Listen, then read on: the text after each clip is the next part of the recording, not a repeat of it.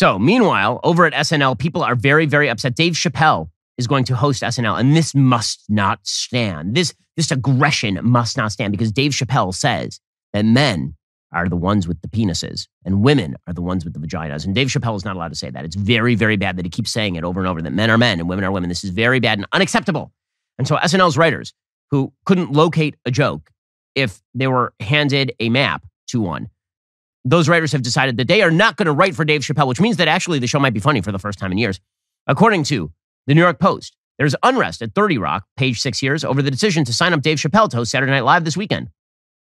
We are told some staff writers are so furious that the comedy superstar, who has made transphobic and homophobic jokes, has been chosen to helm the iconic show. They are sitting out the episode. They're not going to do the show, an insider told Page 6. None of the actors are boycotting. Yeah, no bleep, none of the actors are boycotting.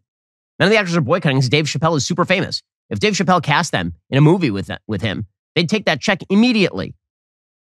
It's always funny. It's all the backstage guys who are like, well, I'm boycotting. You can't get me to put my name on this script. Nobody's heard of you, man. Nobody cares. You know how many comedy writers are out there who died to write for Dave Chapelle? A bajillion.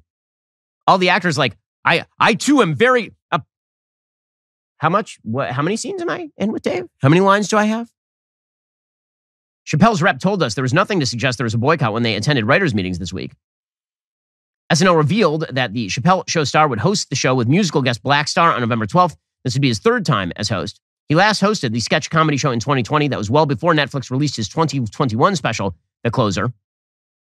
Chappelle was at 30 Rock on Tuesday, meeting with writers and producers. His rep said there was no evidence of a boycott. The room was full of writers. They all pitched ideas. They seemed very excited about it. Dave is looking forward to having some fun. After the announcement, SNL writer Celeste Yim wrote reportedly on Instagram stories, quote, I'm trans and non-binary. Wow, so how are you trans? I'm confused. Trans usually means that you're a member of the opposite sex, but you're both non-binary and trans. We're now using mutually exclusive terms to characterize ourselves. That's fun. I use they, them pronouns. Transphobia is murder, and it should be condemned. Well, actually, murder is murder. And if by transphobia you mean saying that boys and girls exist, that's murder, that's not. It's unclear if they are one of the writers, but the media playing along with this garbage is just so annoying. I'm sorry, it's ridiculous. Celeste Yim is not a plural human. There's no such thing as a plural human. The minute that you say that you are a they, or a she, or a he, or a she, or or a unicorn, the entire newspaper industry is like, well, I guess we'll call you they. Sure, why not?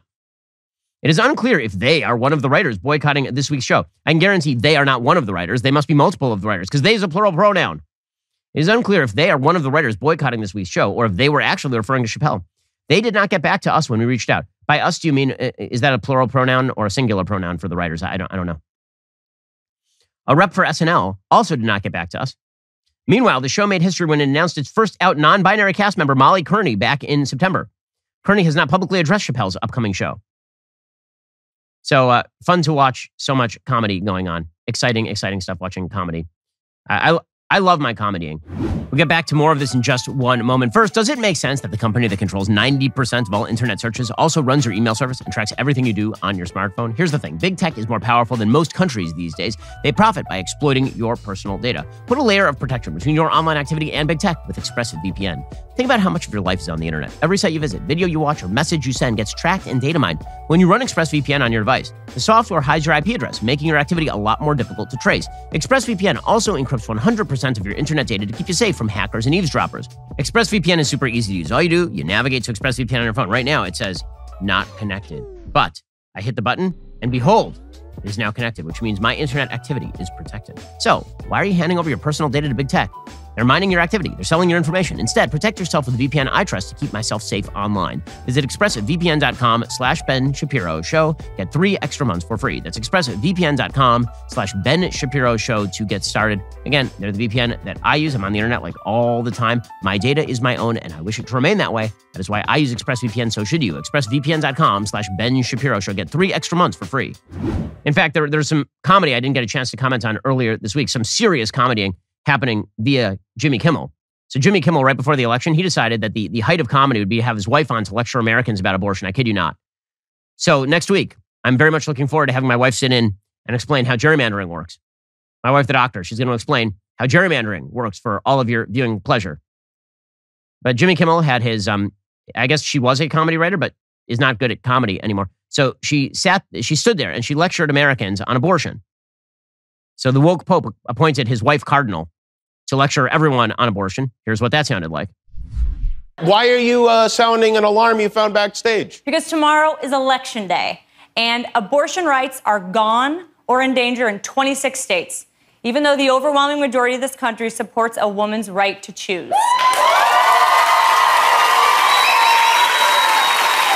ask you something.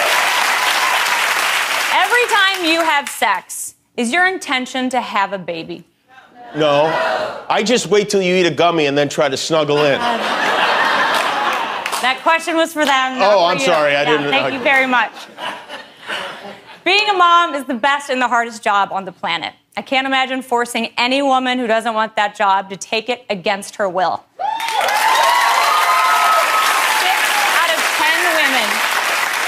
6 out of 10 women who have an abortion already have kids at home. They know how hard the job is. 92% of abortions happen in the first 13 weeks. A good portion of the women who need one after the first trimester do it because of health complications that could kill her or her baby. Roughly half the women who have abortions live below the poverty line. I'm sorry, are you expecting this to be funny? Because it is not going to be funny. So Jimmy Kimmel, who recently admitted that he lost half his audience when he decided to go completely woke, he is now deciding that comedy is just not in the purview anymore. Comedy is over. And the new comedy is basically just being a bad MSNBC special with his wife, who apparently has turned him into a sort of political castrato here, lecturing about abortion on the air, which is, and then the Oscars were like, hey, let's hire that guy. I wonder why the Oscars aren't getting any ratings anymore. Maybe it's because there aren't that many people out there who, number one, are watching movies about the topics you guys seem to care desperately about. And number two, there aren't that many people who love Jimmy Kimmel. His ratings are lower than those of Greg Gutfeld, and he's on a major network. And yet you won't stop. Can't stop, won't stop. Comedying, so much comedy. The new comedy is anger. The new comedy is Greta Thunberg glaring at you. It's all sneering and preening. It's just boring. I'm sorry, it's all boring. Which is why I assume these SNL writers are trying to run headlong away from Dave Chapelle, who actually occasionally still tells a joke.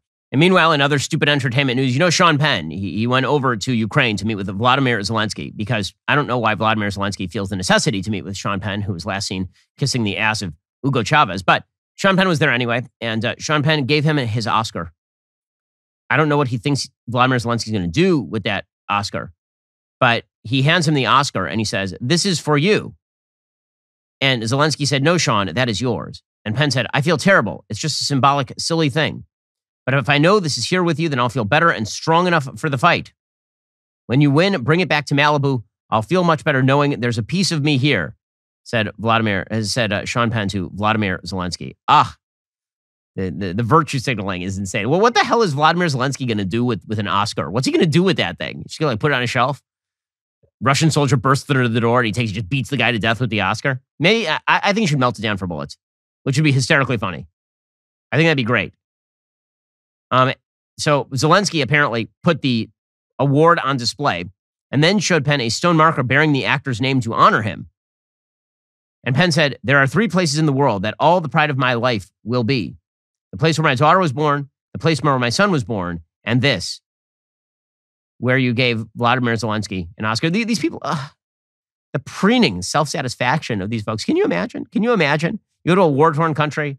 The head of the country is fighting a war against the Russian army. And you're like, "Let me give you the thing that matters most to me. It is this real estate award that I won from the 27th annual gathering of real estate agents in Pocomo." What? Huh? Okay, well, Hollywood gonna Hollywood.